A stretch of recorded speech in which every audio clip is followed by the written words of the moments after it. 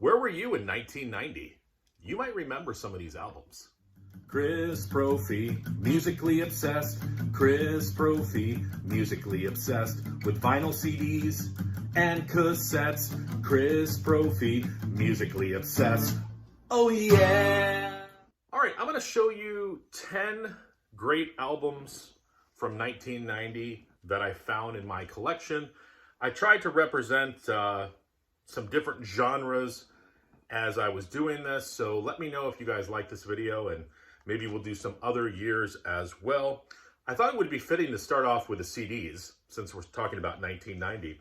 So let's talk about this banger first. Anthrax, Persistence of Time. Anthrax was firing on all cylinders at this time. Of course,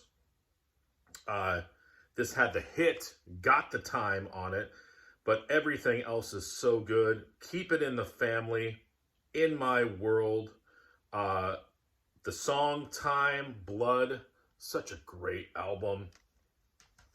How about my favorite from Depeche Mode, Violator, Enjoy the Silence.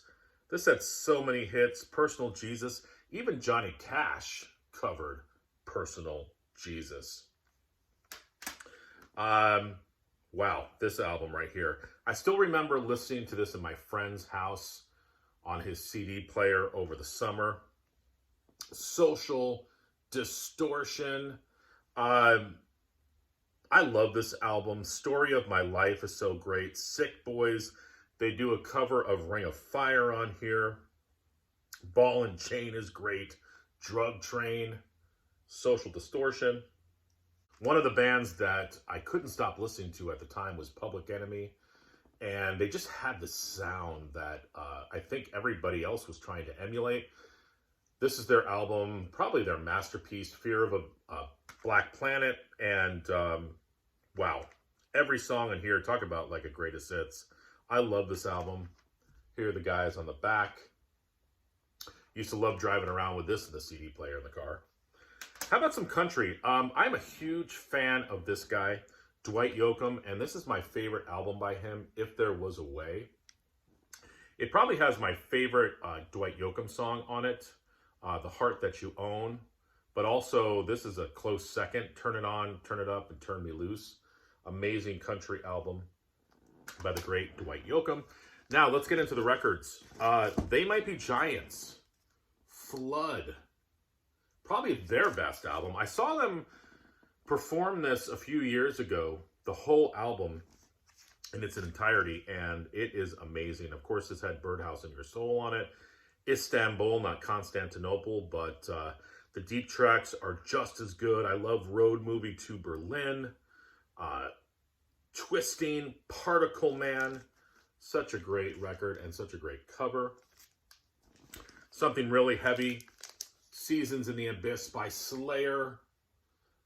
Remember listening to this at my friend's house playing Nintendo.